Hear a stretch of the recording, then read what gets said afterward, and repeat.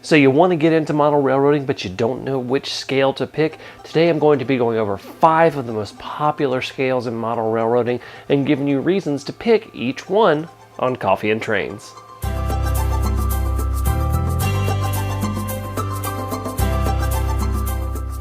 Welcome everybody to another edition of Coffee and Trains. Before I begin, I am still going through my Black Rifle Coffee Freedom Fuel, and as always, I take it black with 2 sugars. So today I want to go through 5 of the most popular scales in model railroading and give you reasons why you should pick each one if you are on the fence about getting started in model railroading or doing a scale change in model railroading. I hope this video helps you out a lot. So let's go ahead and get started. I'm going to do this list smallest scale to largest scale, which means I'm going to start with Zscale. Zscale is 1/220th scale, and it's typically the smallest commercially available scale that is out there for model railroading. There are smaller scales, but it's really the smallest scale that there are a lot of products available for. Now, some reasons for picking Zscale is if you are really tight on space and you still want a decent run on your trains, you can get Zscale and you can get a lot of trackage in a small space. Another thing is if you want massive scenery, you'll also want to consider Zscale because it allows for a lot of scenery in a very, very small space. And if you're just looking to get the most space out of your model railroad and really get a maximum amount of track and the minimum amount of space, Zscale is probably the one that you want to look at. Next, we're going to talk about what is considered the second most popular scale in model railroading, and that is Inscale. Inscale is 1/160th scale in the US and 1/148th scale in the UK, and it is really one that's become a scale to rival HO scale in terms of the amount of products that are out there. It doesn't have quite as many products as HO scale, but it's got a lot, and that's one of the big perks of it. Some other perks of it are very similar to Zscale, where if you are limited on space, you can get a lot of model railroad and not a lot of space. And if you like running longer trains, you like modeling mainline operations, you're going to be able to have a better time doing this in Inscale, whereas in HO scale you'll need a lot more space to do that. So Inscale is really good for modeling main lines, and also it is really good for modeling diesels. There's a lot more diesels than steam available in Inscale, and that's because the mechanisms, when you get that small, they can be a little bit difficult and a little bit finicky, and that's why you see more diesels than steam in Inscale versus HO scale. So if you like diesels, if you like modern diesels, if you like long trains, if you like mainline operations, and if you don't have a ton of space, Inscale is definitely one to check out. Now we're going to talk about what is considered the most popular scale in model railroading, and that is HO scale, 1/87th scale, or OO gauge 1/76th scale over in the UK. And HO scale, you're going to have the most products available to you. They are everywhere. If you go into a model railroad shop and they're going to have one scale, typically it's going to be HO scale. Now, some benefits of HO scale is that you're going to have a lot more ability to do some detail work without really having to work on some tiny stuff. Yes, you can do a lot of detail with Inscale nowadays, but HO scale's really got the size that you can really go in and do some really high quality detail work while still being compact enough to fit in some smaller spaces. Speaking of space, if you have a spare bedroom you want to build this in, or you have a section of a basement that you want to build this in, HO scale is something to consider because you're going to have the space to spread out a little bit and build more of what you want. Also, if you're looking to model steam, consider HO scale. There's a lot more steam options for HO scale versus Inscale. HO scale is also the first scale that we get really readily available narrow gauge with HON3, so you can model some of those railroads in the Rocky Mountains and things like that.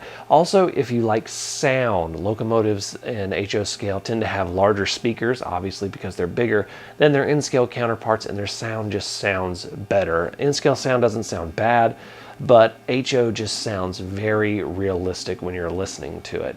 Also, if you like switching, if you like doing switching operations, you can get and really do some high detail industries and build some really great switching layouts in some fairly compact spaces using larger rolling stock and larger locomotives in HO scale. Before we move on to the biggins that we're going to talk about, I want to give a quick mention to Zscale. Zscale is a scale that's been around for a long time. If you know the name American Flyer, that's Zscale.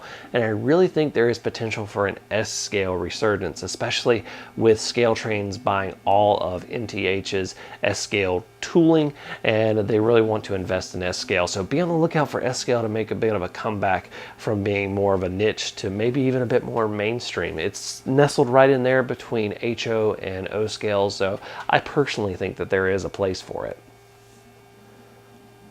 Next up, we have one of the original scales, which is O scale 1/48. Now, a lot of us, when we think O scale, we immediately think Lionel, and that is a big chunk of the O scale market. Lionel has a lot of great products. They're not necessarily 100% true to life. They're definitely built to still be kind of that collectible, not toy train, but just train to have fun with, that you're going to run around a loop and you're going to put some switches and some sidings and some cool accessories on that. And they're also more of collector's items. So if you're a big collector, definitely look at O scale, because Lionel's going to have a lot of stuff to have fun with. And also, if you just like running bigger trains, physically bigger trains, definitely check out Lionel. And also, if you just like watching trains run, Lionel was really the ones that are like, put the train on the track and run it around the circle, and these trains are absolutely gorgeous.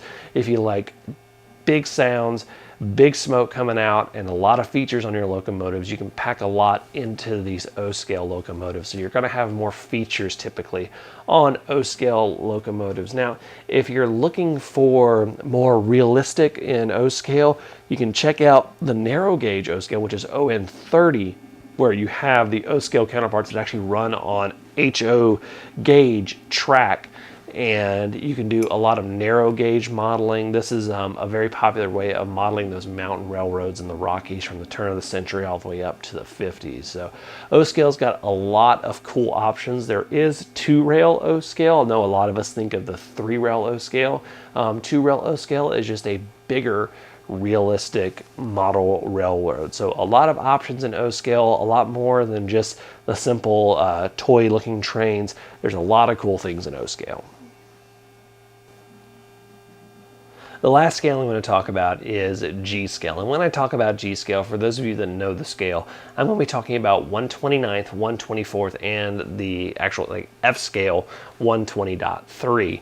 And these are really the locomotives and the trains that you see running outdoors in garden railroads. These do tend to be more expensive than their indoor counterparts. So when you're looking at Zscale and whether or not you want to do that, if you have a love of gardening, it's a great way to integrate model railroad and gardening. If you love not just long trains, or if you love really big trains, these trains are big honking trains, and they're a lot of fun to watch. And the fact that you can run them outdoors just adds a whole nother element to it. If you love narrow gauge, that's one thing, that there is a lot of narrow gauge locomotives in a Zscale. Because of those 3 different scale sizes, you can get several different sizes and types of locomotives onto the same track. So if you want to run narrow gauge one day, you can. If you want to run the regular scale, you can. I have some Zscale stuff, and I have some 120.3 F scale, and I've got some 1/29th scale stuff, and it all runs on the same track. So Zscale, yes, it's probably going to end up being the most expensive of all the scales simply because of its size, but it's also a lot of fun because you add in that outdoor aspect to it. Okay guys, we're going to be looking at some of the coffees that you guys are drinking. We're going to start off with Tom R, who says that he's drinking Jacob's coffee. It's really smooth coffee if you're not a fan of bitter coffee. Another one to add to my list. Let's see here. Ron Chickadell is drinking good old-fashioned Maxwell House. Can't go wrong with some of the classics Oh, let's see here. Who else do we have? Matt Prost also says that he is drinking a Maxwell House Black and not ruining it with sugar and cream. I see several of you guys saying don't put sugar in the coffee. But you know what? I got to take out a little bit of that bitterness. So thank you guys so much for watching. I want to hear why you pick the scale that you do, why you're thinking about the scales that you do, if you're thinking about doing a change, if you're thinking about completely ripping it out and putting something new in. I know I've done that in the past. Put that in the comments below. Plus tell me the coffee that you're drinking. I want to say a big thank you to all of my patrons. So they are listed right here. You can become a patron for as little as $1 a month. I want to thank you guys so much for watching. Until next time, I'm Jimmy from the DIY and Digital. Stay safe, be kind, drink some coffee, and happy railroading.